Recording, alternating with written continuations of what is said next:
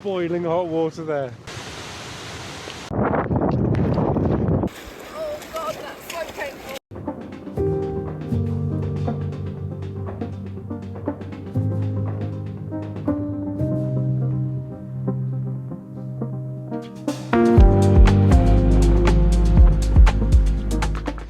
Welcome to Iceland. This time it's a couple's adventure. We're going to be walking the Laugevegur trail from Laugevegur, and then we'll end it in Skogafoss waterfall, and that should take 5 days.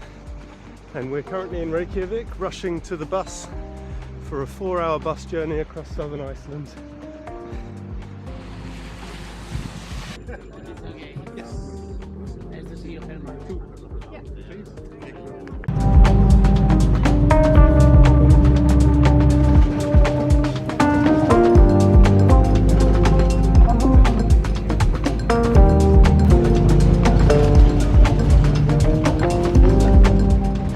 Only an hour and a half more of this and a few river crossings.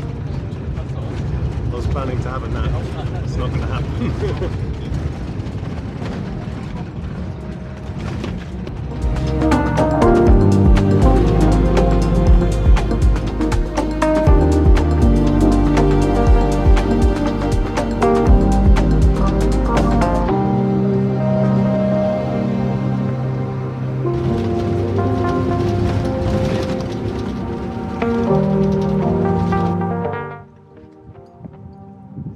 From heatwave to cool Iceland.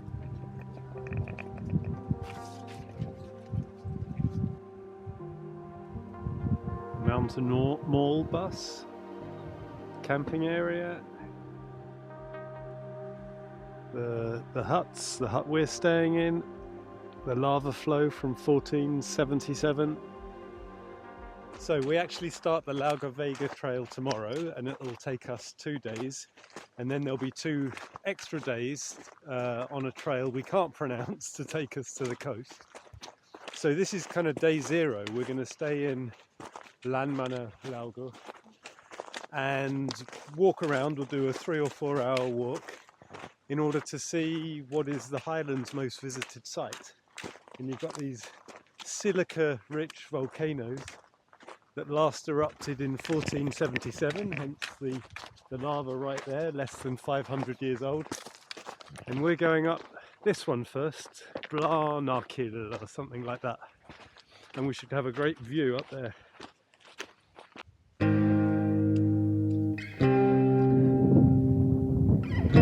Ever-changing colours. Turquoise now.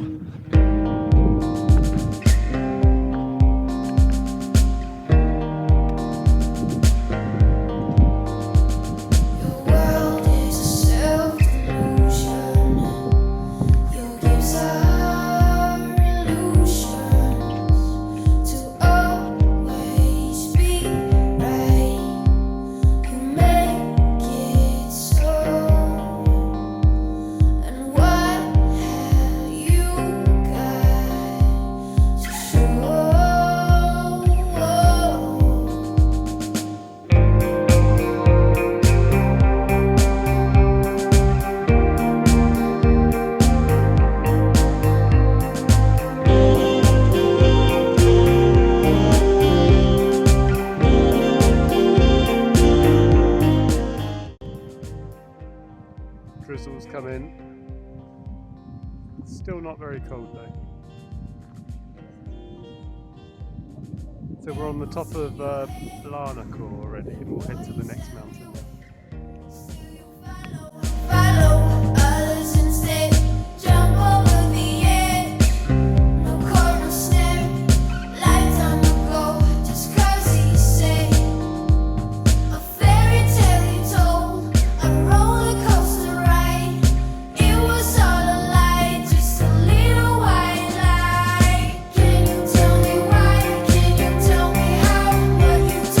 Million times before, million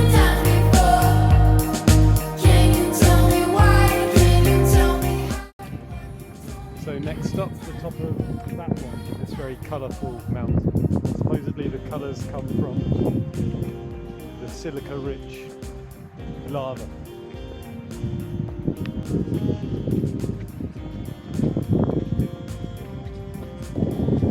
Looks like a river crossing is needed.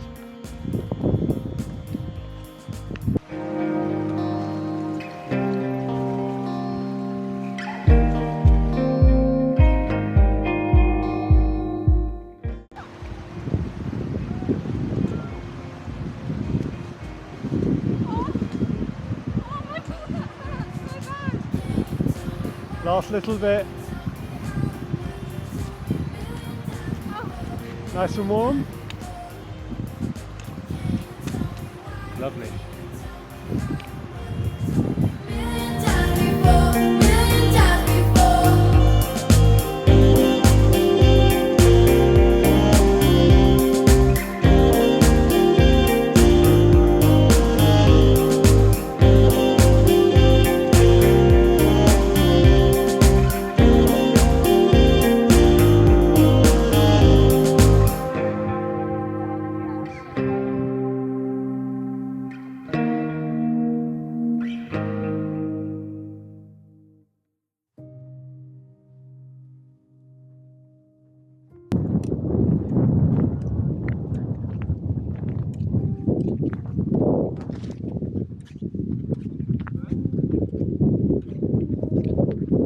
There's the campsite.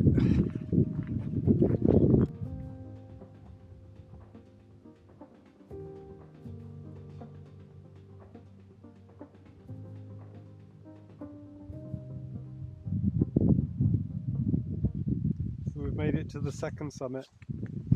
How are we doing? Tired. This is just a warm-up, but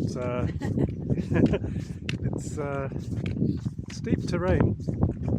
Often, you know, you're slightly sliding backwards, but just amazing.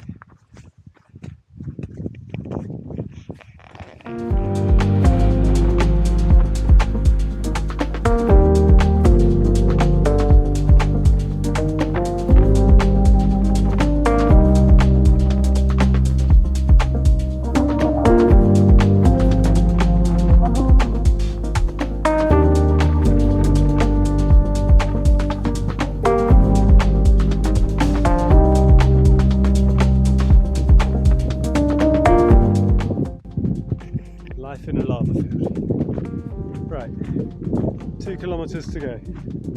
It's been about 3.5 hours, so a nice warm up. And we're back. 10k, 500-600 height meters, 4 hours, a good warm up, and now we get the thermal spa area, the hot water. Hot springs, and we've got an afternoon to relax, lift the legs. Day 0 done.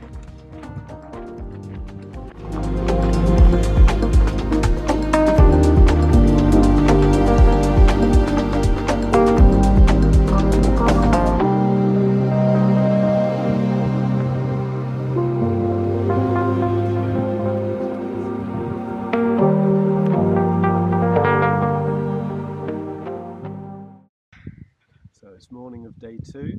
We've just spent the night in the hut. How did we sleep? Okay. Yeah, I think okay, definitely. Went to bed at 8 o'clock, so you later. So 10 hours sleep for me, but still that's such a long time that I think it was quality overall. And we're about to head off. It's 7 in the morning and we've got 25 kilometers and 1,000 meters of height gain today. So a long day. Most people aren't doing such a distance. Hence we're setting off early. So let's go.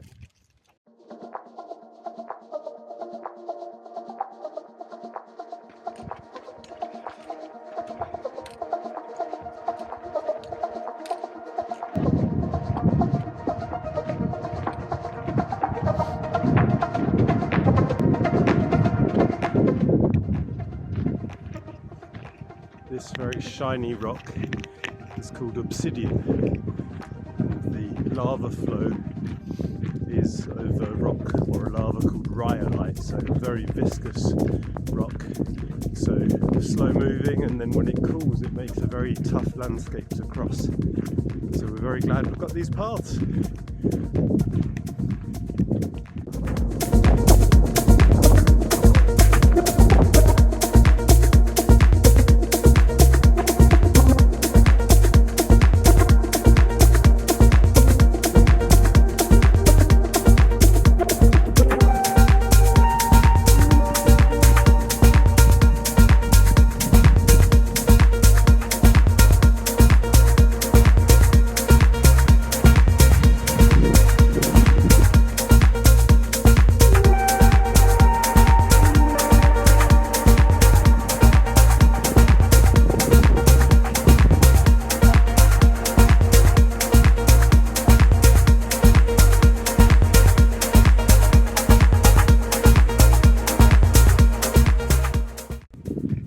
Our first proper snow obstacle as we come to probably one of the high points of this plateau that we're now traversing. So we're on this traverse of the plateau. It's quite cold, presumably close to zero. I'm resisting putting my jacket on for some reason. And every now and again we come up to these steaming vents. Of course it warms up a little bit there, which is nice. We're going up and over in the Highlands. So let's get down to the warmth.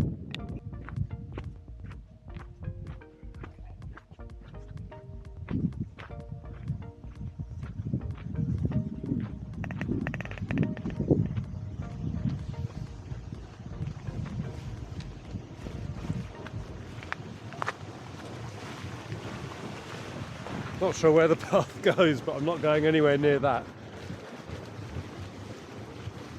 The land of fire and ice. Melting neve there. Boiling hot water there. Crazy.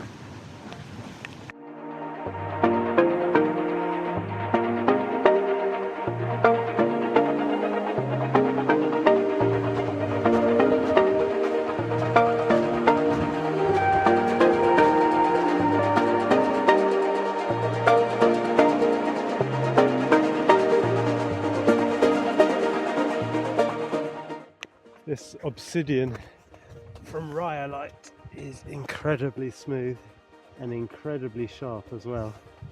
I just shattered a piece and cut my finger. It's lovely, it seems so dense. Obsidian black.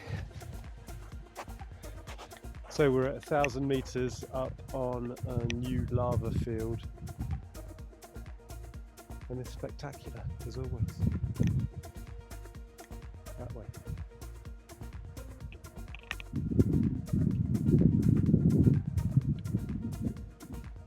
New horizons. There's a hut.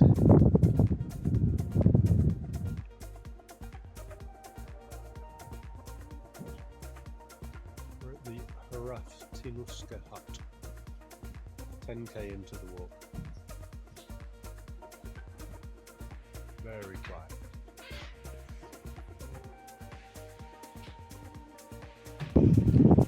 So the path actually comes down to this river and then over this half-eaten away piece of ice, which doesn't look too thick, over there, well then you've crossed, but we're going to try and cross over here, fingers crossed.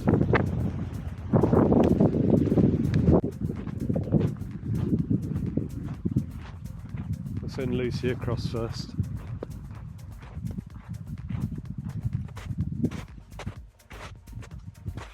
All good then. So in this section below the hut, there's all these little ravines, and some are not so little, like this one. And every one you have to cross the snow bridge and up the other side. So up and down, up and down. It's incredible though. And every now and then a smoke vent.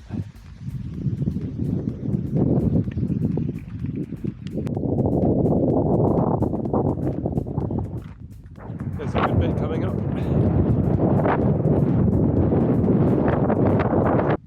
we can choose which way to go. Fire or ice? Which way do you want to go? Ice. Ice for Lucy. We'll do ice. See you later, fire.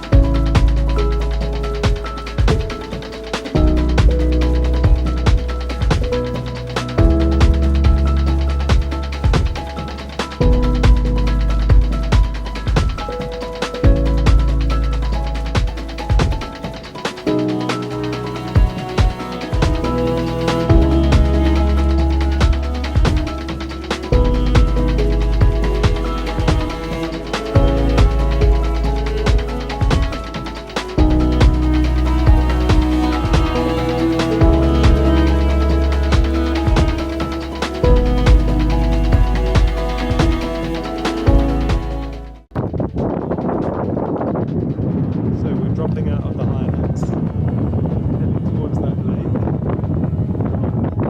This hut is just a little bit beyond.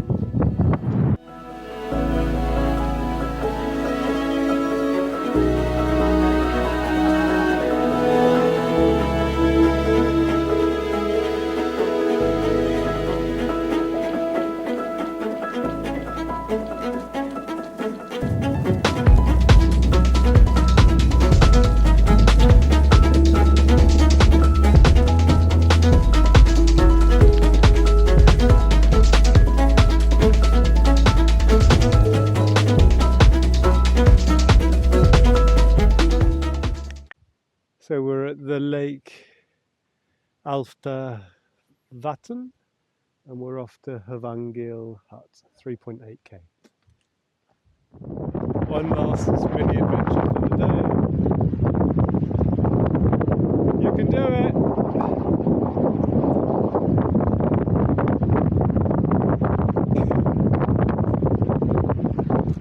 And it wasn't particularly warm. It's not as cold as the other day, she says. It's quite cold.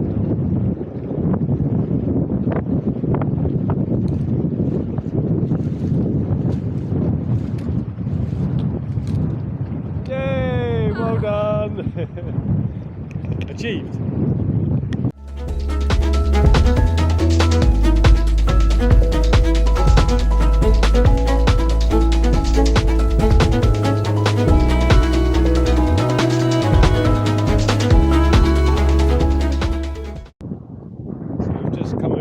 Of the last hill, hope it's the last hill, and we see, I hope you can see, a massive glacier over there. Glaciers are Jokkels, but I don't know the name of this one, we'll have to look them up. So, try and get some pictures closer up. There's home for the night, Havangil. Not bad.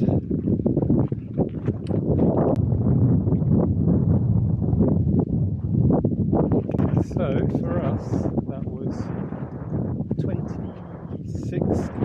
27 kilometres, 1,200 height metres, 8.5 hours. I think I'm ready to take my shoes off. Easier than the warm-up walk. Okay, cool. And our home for the night looks really nice. And it's not even the night, it's mid-afternoon, so good choice of distance.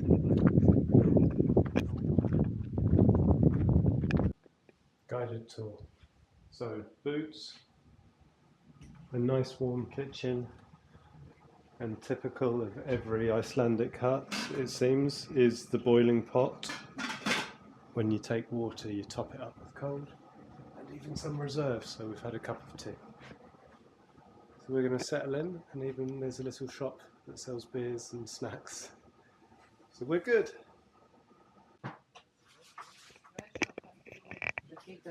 Cheers.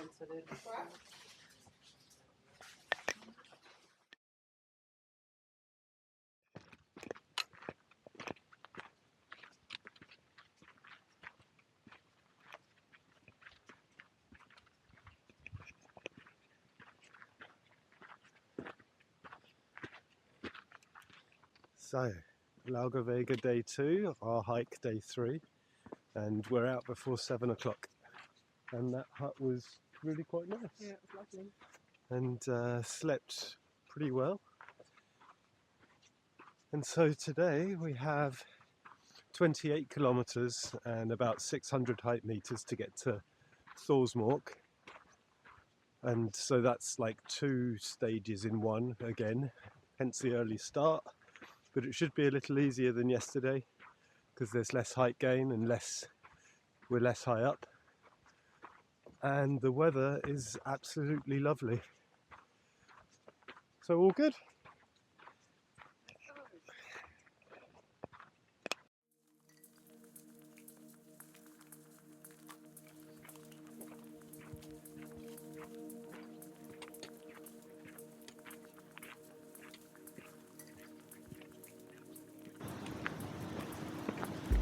The first obstacle within 10 minutes of the hut. But there's a bridge! This is definitely not one to cross by wading.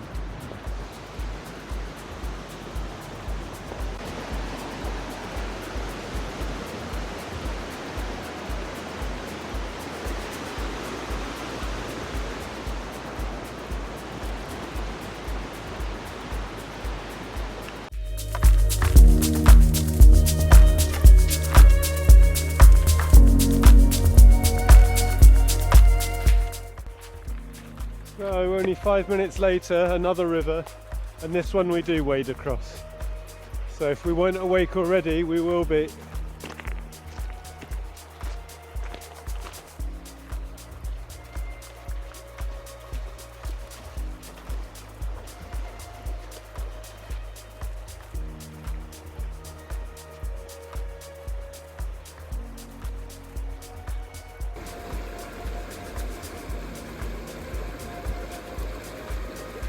We're really close to the glacier, so this water was incredibly cold.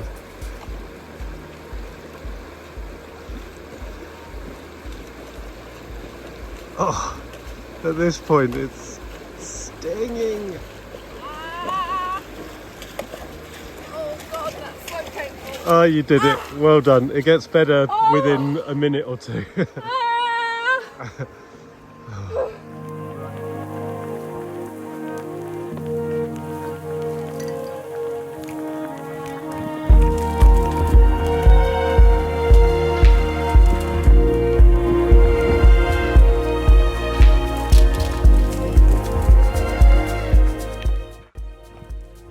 So we're in a form of desert, really wide expanse of lava field, no features till the mountains. So I can only imagine that this lava was very non-viscous, spread very rapidly, very thinly, and you can tell the lava that's produced after the last ice age, so not under an ice sheet. That would be this. And then the mountains around us erupted under a glacier, and immediately then hot rock met water and it kind of spattered and made very fine glassy particles of the lava. So these are very soft rocks. If you tried to climb it, you'd just be sliding backwards the whole time. So it's an incredible landscape, but it looks like quite a long desert to cross. Feet have warmed up though.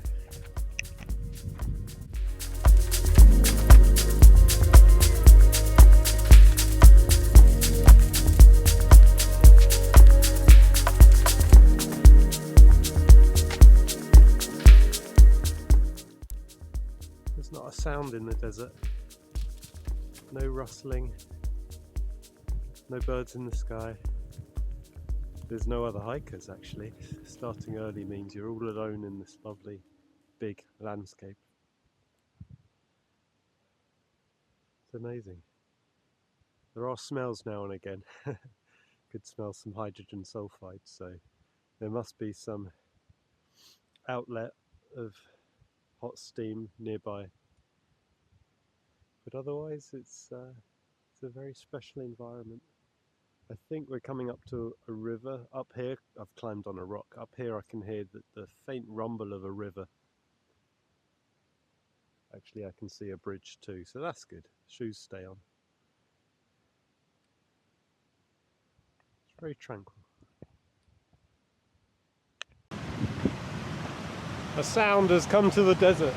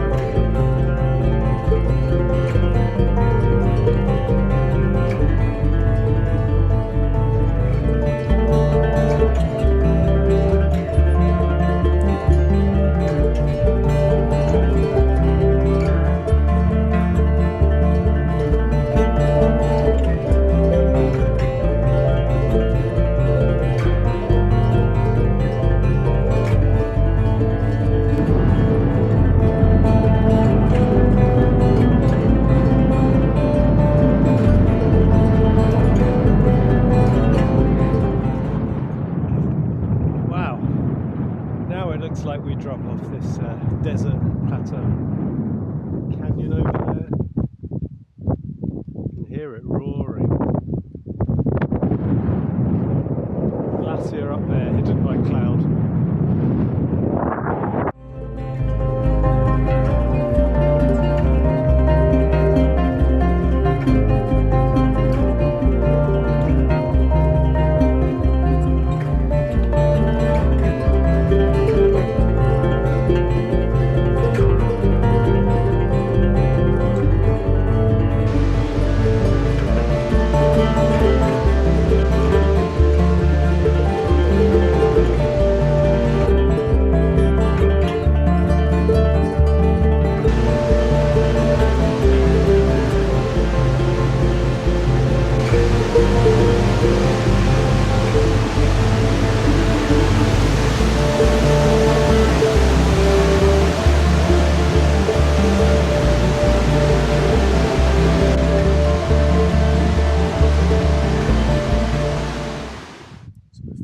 Spot out of the wind, which is quite hard to come by, but it's about midday. We've got about 10 kilometers to go, and we're having a spot of cheese on gingerbread.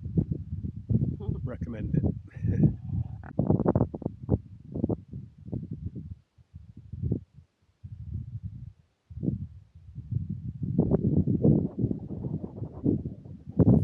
This mountain looks like some evil villain's lair, or some winged beast or something like that. It's amazing.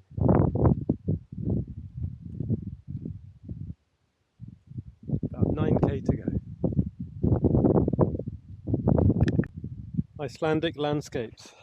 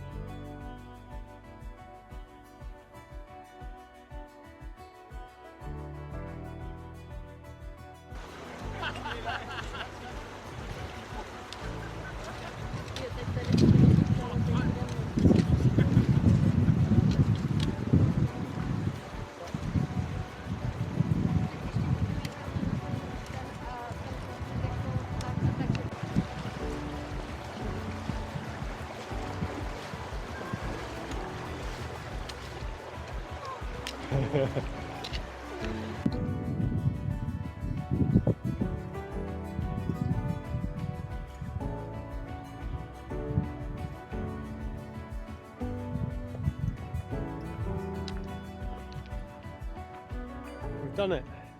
We're at Thorsmork. 8 hours 30 of hiking today. Wow. 700 and something height meters and about 29 kilometers. Yeah. So it's a long day. Long day. Yeah, it's going to be brilliant taking rucksack and shoes off. And this place looks good, and it's got showers, we've got our food buffet, we've got our own room. Yeah. And that sounds fantastic. We're going to eat our hearts out.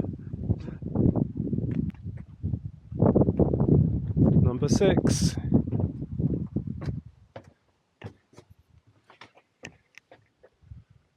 Very nice. Wow, all this space for us.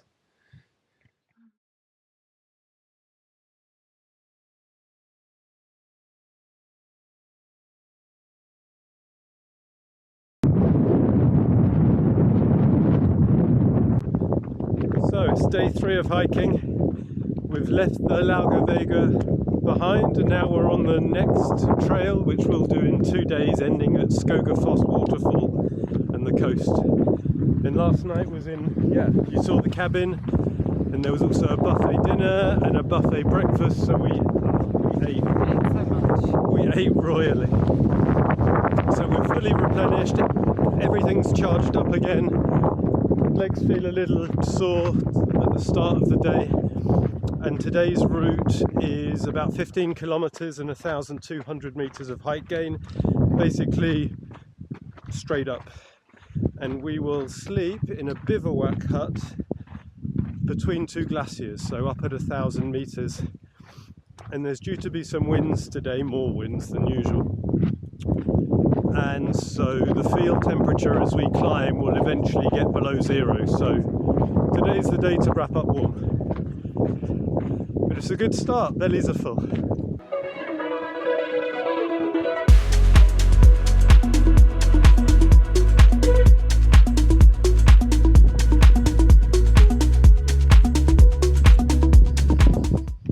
So we've come down to the river delta. On the right hand side you can see one of the glaciers. This is the Laugevegur.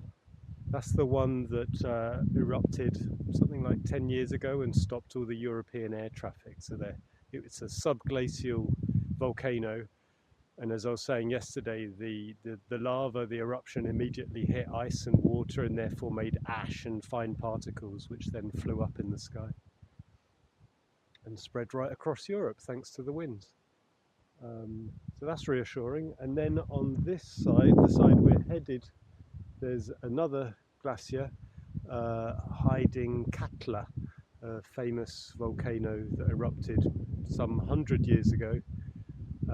And whenever it does do small eruptions, then the glacial melt from under the glacier floods out in a floodplain east of Vik, knocking down the road bridge, and that happens on a fairly regular basis. So all super reassuring, and we'll just head up into the middle of it.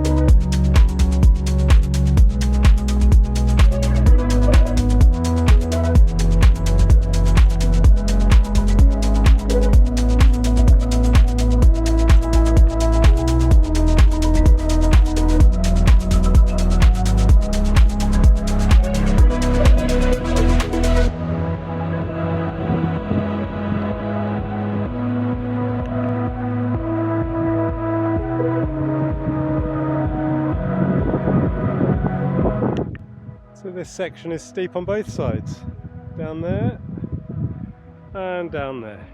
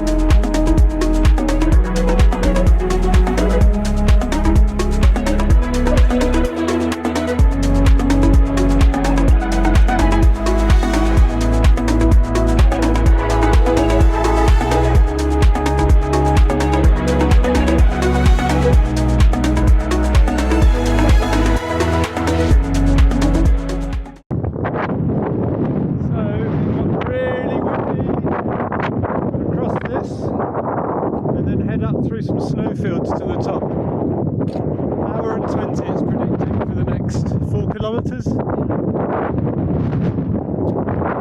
It's dramatic when it's windy.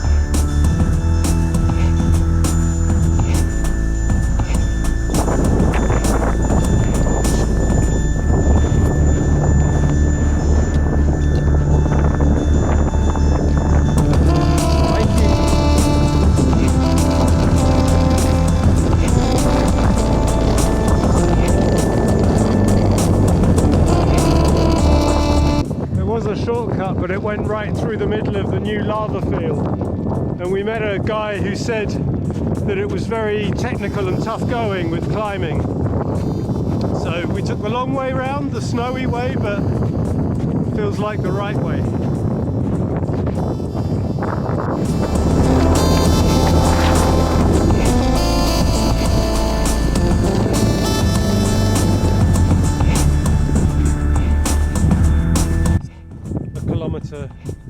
To go. First hut we walk past, and then the bivouac kind of shelter hut is ours.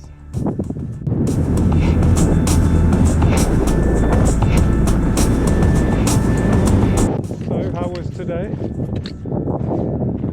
2 parts terrifying, 1 part quite nice. Yeah, more difficult than we expected, more dramatic anyway than we expected, with the strong winds and the rain, a great deal of snow to cross. So glad not to have to push on to Skogar. We did it in like 5.5 hours, 16 kilometers, 1,300 height meters. Let's go discover what's inside. This is an emergency bivouac converted into a hut more recently.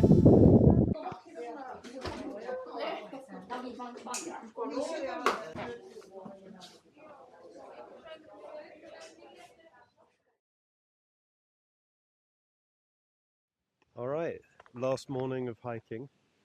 We are leaving the kind of emergency hut, although it's a proper hut really. It's just that all the mattresses, as you saw, are on the floor. How did we sleep? Very bad. Awful. Very bad.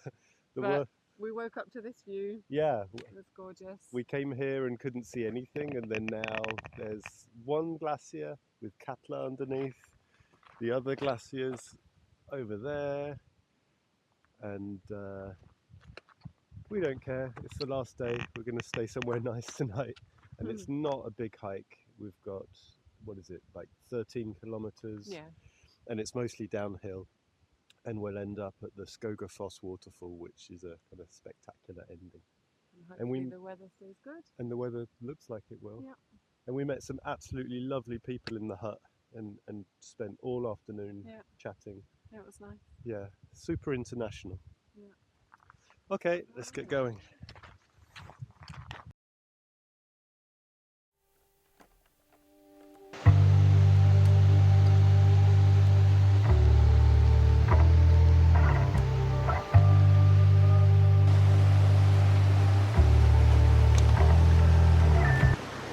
Finally some water. There was a shortage of water in the hut, so took an hour, but here we are. We can drink to our heart's content.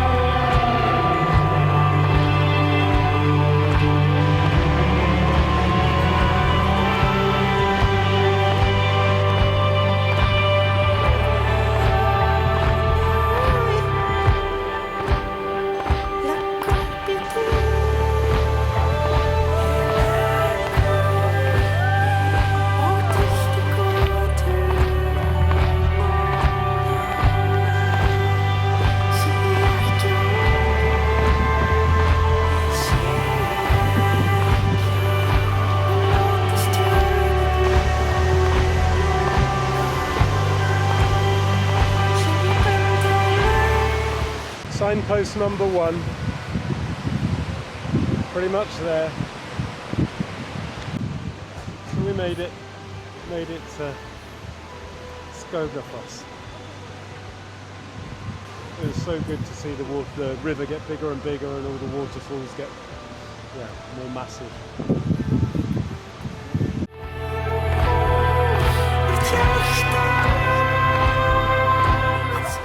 We did it. What's that, about like 85 kilometres? It feels like it. Over 4 days. And we've been in isolation for those 4 days, and now it's weird to be surrounded by people. But I see why they're all here. Finale. Did it. Time for fish and chips.